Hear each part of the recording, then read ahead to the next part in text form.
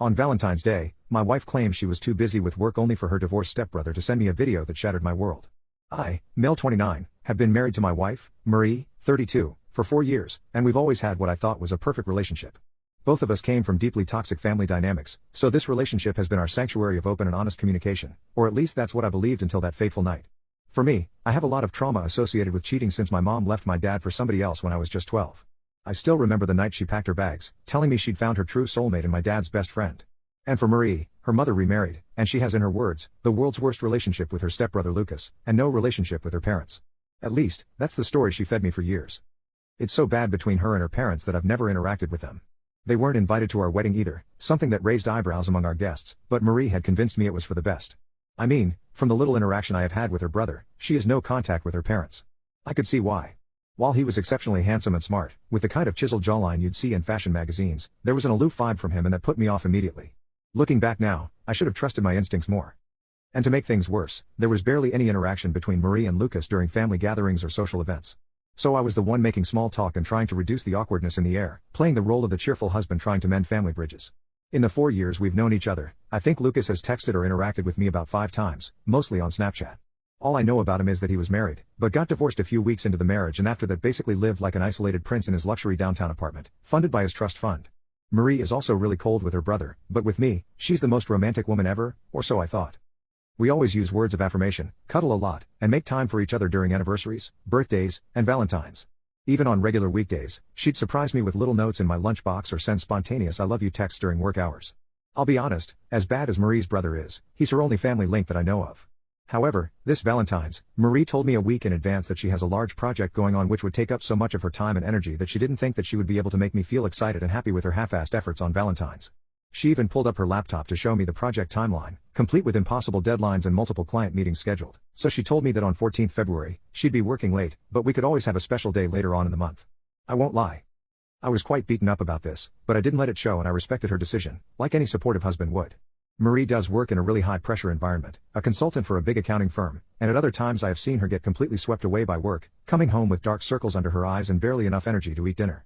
It's just that this time the timing was really bad. Nevertheless, I made her a cute little package on the morning of 14th. Her favorite snacks, those artisanal chocolates from the boutique downtown that she loves, some homemade cookies I baked at midnight, and the expensive coffee beans she'd been eyeing for weeks. I also included a little teddy we keep in our bedroom usually, and a handwritten note to cheer her up during work. The note took me almost an hour to write, pouring my heart out about how much she meant to me. Then I took the majority of the day as a self-care day, trying to stay positive despite feeling lonely on Valentine's.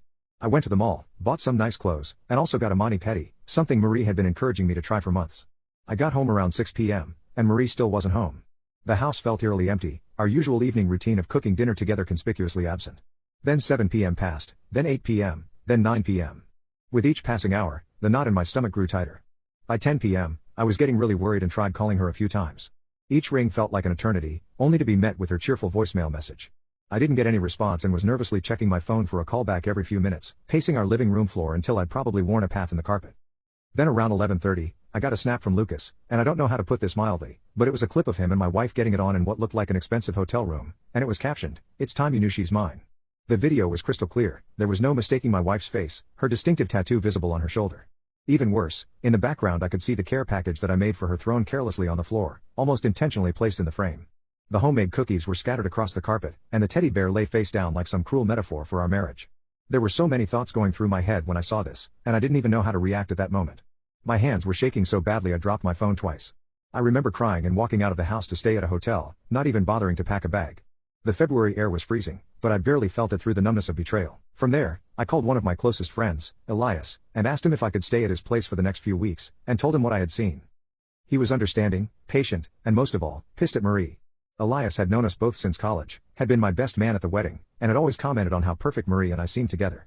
While I was at the hotel, I went to the bar, ordering drink after drink until the edges of my pain started to blur. The bartender, a kind older woman named Beth, kept asking if I was okay, but how could I explain that my entire life had just imploded? At that moment, I was feeling distraught and just wanted to forget everything. The hotel bar was hosting some corporate event, and it was filled with well-dressed professionals unwinding after their meetings.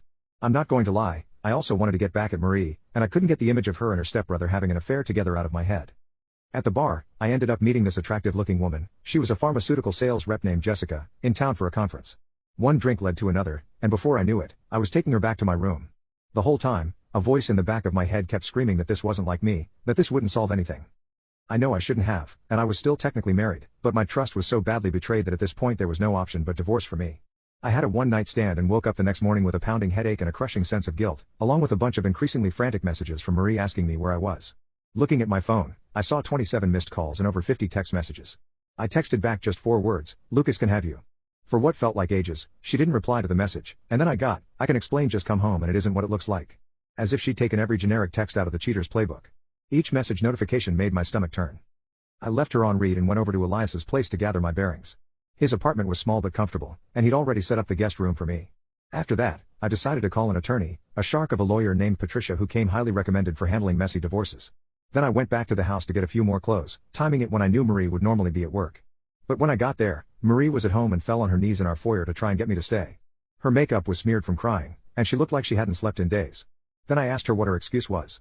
Get this, she says that Lucas sent an edited photo to spite her and our marriage. I remember the video as clear as day, you could even see the timestamp and the hotel's distinctive wallpaper in the background. That wasn't any Photoshop magic. I asked her for proof if she even had any. Silence from her, just more tears and pleading. I was honestly getting pissed and told her that her lame excuses weren't having any effect on me. I texted Lucas back as well in front of her, typing out "Yep, all yours" while she watched, her face crumpling. Finally, I left. That was a week ago and Marie has been served with divorce papers. The look on her face when she was served at her office, according to my lawyer's process server, was one of complete shock, as if she never thought I'd actually go through with it. Elias and my friend group have been ridiculously supportive, taking turns cooking meals for me and making sure I'm never alone for too long. My social media has been flooded with messages from mutual friends, most taking my side once they heard what happened. From what I know, Marie is just living alone at her house, though she's been repeatedly trying to contact me through different numbers since I blocked her. Although with my lawyer, that's probably going to be my house, Patricia says with the video evidence and Marie's 6-figure salary, we have a strong case for both the house and substantial alimony. Although, I still feel a little guilty about the one-night stand that I had. Jessica left her number, but I deleted it immediately. Was it warranted for me to simply have a drunken night while I was still married? I know that it shouldn't be a big issue for me given what Marie did. But due to my parents and the trauma of watching my mom destroy our family with infidelity, marriage has always been a kind of big thing for me, and that's why it's taking such a toll on me. Every time I close my eyes, I see that video, or worse, imagine all the times they must have been together while I was obliviously going about my life. Lucas responded to my text with a long message saying this was a long time coming and that it was for the best. His message was almost gleeful, talking about how Marie had always been his and their connection was something I could never understand. I don't even want to know how long this has been going on, and I honestly couldn't care less about their twisted relationship. Each revelation feels like another knife in my back. This whole story feels like it's something I'd read about on BuzzFeed or watch on some trashy reality TV show. I keep expecting to wake up and find out this was all some horrible nightmare. I'm getting a little overwhelmed by it all, and my replies may also be slow. But all I need to know right now, Reddit, is am I the a-hole for the one-night stand? Update 1. It's been a few months since the incident, and so much crazy stuff has come to light that I almost don't know where to begin. The rabbit hole goes deeper than I ever imagined. First off, I got a Facebook message from a woman with the same last name as Marie, let's say X because I don't want anyone accidentally finding out my identity, claiming to be her mother. The message came late one night as I was trying to distract myself with mindless scrolling. She told me that she was sorry that Marie had hurt me as she did, and that the situation was painfully familiar to her. And in fact, she'd only recently found out about the fact that Marie was married and that I was her husband through extended family and a lot of digging on her part. Apparently, Marie had gone to great lengths to keep our marriage secret from her family. The mother's message was long and detailed, full of pain and regret. She then asked if I would be comfortable meeting with her and Marie's stepfather, saying they had information I needed to know. I obliged and went over to visit them about an hour's drive away, pulling up to a modest suburban house that seemed to hold so many secrets. Mrs. X greeted me at the door with tears in her eyes. I could see traces of Marie in her features, the same high cheekbones and expressive brown eyes. The inside of their home was filled with family photos, but I noticed Marie was conspicuously absent from most of them after her teenage years. Over cups of coffee that grew cold as the story unfolded, they shared everything. So Mrs. X had remarried when Marie was around 18, right after Marie had graduated high school as valedictorian. Her new husband also had a son from a previous marriage, that being Lucas, who was attending the same university Marie was headed to. At first, everyone thought it was perfect. The kids would have someone familiar on campus, a built-in friend during that challenging freshman year. If only they'd known. When they were around 20, during a surprise visit to their shared apartment near campus, red flag number 1 that I wish they'd told me about, who shares an apartment with their step-sibling. The parents found out that Marie and Lucas had been hooking up. Mrs. X described walking in on them in the living room, the moment seared into her memory like a brand. This was crazy for them, their worst nightmare as newly blended family parents coming true. Not budging a bit, Marie's mom basically said that if they continued this behavior, she would go no contact with them. She even threatened to cut off Marie's college funding, hoping it would shock some sense into them. Nothing like what Marie had told me about her family being the toxic ones who couldn't accept her. The stepfather, a quiet man who had barely spoken during the conversation, finally broke his silence to share how Lucas had changed after meeting Marie. He was always a good kid, he said, his voice rough with emotion. Straight A's, captain of the debate team. But after they started whatever this was, he became secretive, manipulative. It was like he was obsessed. He showed me old text messages from that time, Lucas raging against them for trying to keep him and Marie apart, claiming they were meant to be together. From then on, they didn't know much about what Marie and Lucas got up to as they both moved out and didn't keep in touch. Their social media went dark, their phone numbers changed, and they seemed to vanish into thin air. The parents tried hiring private investigators, but the trail always went cold. From what I can make out, Marie married me to have a front of normalcy while she could continue getting with Lucas, a respectable facade to hide their forbidden relationship behind. And then came the biggest shock of all, the ex-wife Lucas had, Catherine was her name, she was in the same situation as me. Mrs. X had managed to track her down through a mutual acquaintance. Catherine had been a successful pediatrician, swept off her feet by Lucas's charm and seemingly perfect life. She also found out eventually about the step-sibling affair, and that's how they got divorced, though Lucas and Marie had been far less dramatic in their reveal to her, simply leaving a hotel receipt where she would find it. I'm not going to lie. All of this made sense, and little weird things Marie did make sense now, falling into place like pieces of a horrifying puzzle. The work trips she had taken previously to client sites across the country, they were probably carefully orchestrated rendezvous with Lucas. The way Lucas acted with me, that artificial distance, it was to make sure I never got too close to him, never saw through their charade. The separate holiday celebrations, the lack of family photos in our home, the way Marie would sometimes zone out during conversations about her college years, it all clicked into a nauseating pattern. But one thing doesn't make sense then, something that kept nagging at me as I drove home from that revelatory meeting. If these two had planned it out so carefully for so many years, maintaining their secret relationship while using marriages as cover, why exactly did Lucas send that snap? Why blow up their elaborate facade in such a dramatic way? I don't have too many people close to them to ask, and Marie's parents were just as baffled by this sudden exposure. Maybe it'll always remain a mystery, I thought. But life had one more twist in store for me. Well, that didn't stay a mystery for long. I gave Mrs. X Marie's contact number, mostly because I was exhausted from being the keeper of so many secrets. She called her daughter immediately, putting her on speakerphone while I sat in their living room, hearing my soon-to-be ex-wife's voice crackle through the phone's speakers. Despite wanting to never speak to her again, I think Mrs. X felt a sense of obligation to me for the way I had been treated by her daughter. She was a real lady, I'll admit, unlike her daughter, she even held my hand during the difficult parts of the conversation. On the call, Marie's carefully constructed walls came crashing down. She tried to push all the blame on Lucas, her voice rising to near hysteria as she spun a tale of manipulation and coercion. According to her, Lucas had been getting increasingly jealous of all the time she was spending with me, especially after we started talking about having children. She claimed he recorded her that night without her consent, setting up hidden cameras in the hotel room. He threatened to expose everything if I didn't leave you, she sobbed into the phone. He said he'd ruin my career, tell everyone about us. Crazy stuff, I know. This woman has the nerve to drop all the blame and try to make herself into a victim, after years of deliberate deception. Then Marie's mom unfortunately let slip that she had spoken to me as well and was fully on my side in this incident. The silence that followed was deafening. Within hours, Marie reached out to me again, flooding my phone with messages telling me the same story that she told her mother, that Lucas had been a jealous and crazy manipulator, that she was trapped in his web of obsession. She sent screenshots of threatening texts allegedly from him, though they were obviously sent from a burner phone. She claimed she'd been trying to break free from him for years, that marrying me was her attempt to escape. Each message was more desperate than the last, a drowning person clutching at straws.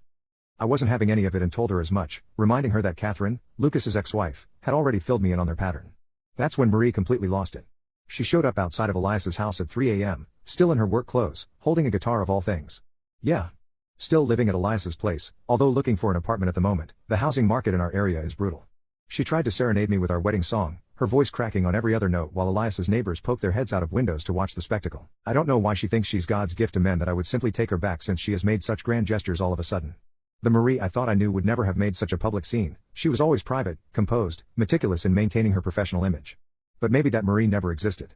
I've applied for a restraining order, documenting every unwanted contact, every dramatic gesture, every manipulative message. At this point, I only see her during court hearings, where she sits with her expensive lawyer, looking perfectly put together again, as if the crying woman outside Elias's house was just another one of her masks. The Reddit community has been surprisingly insightful about the whole mess. "Hey man, you're not that much of an a-hole," wrote one commenter with thousands of upvotes. "I do get why you had that one-night stand, but to me, cheating is cheating. I feel like you could have just had some fun after serving divorce papers. Also, if Marie ended up finding out, it might help her divorce case. So that's also another factor you should have kept in mind, dude." Another user who claimed to be a therapist chimed in, "NTA. Oh, this is so creepy. I can't believe they've been doing this for a whole decade basically, and it seems super toxic to begin with. I feel so bad for you, op, and this would be tough to hear from. I strongly recommend trauma-focused therapy. This kind of betrayal, especially with the step-sibling element, can leave deep psychological scars. Having a professional help you process this could be invaluable for your healing journey." The most haunting comment came from a throwaway account that I'm almost certain was Catherine. "They won't stop. This is their pattern. They thrive on the drama, the secrecy, the pain they cause others. The best thing you can do is walk away and never look back. Build a new life where they can't reach you. Trust me, I know. I'm taking Catherine's advice. I've accepted a job offer in another state, somewhere Marie and Lucas have no connections. Elias is helping me pack up my life into boxes, carefully removing every trace of Marie from my belongings. Yesterday, I found our wedding album stuffed in the back of a closet. Looking at those photos now, I can see what I missed before, the way Lucas lingered in the background of every shot, the tension in Marie's smile, the elaborate lie we were all living. I dropped the album in the donation box without a second glance. Sometimes I still wake up reaching for her side of the bed, but those moments are getting rarer. The divorce proceedings are moving forward, and my lawyer says we should be done by summer. I've started therapy, joined a support group for people dealing with infidelity, and even adopted a dog, a gentle rescue pit bull who doesn't have a duplicitous bone in his body. Life goes on, and somehow, I'm going on with it.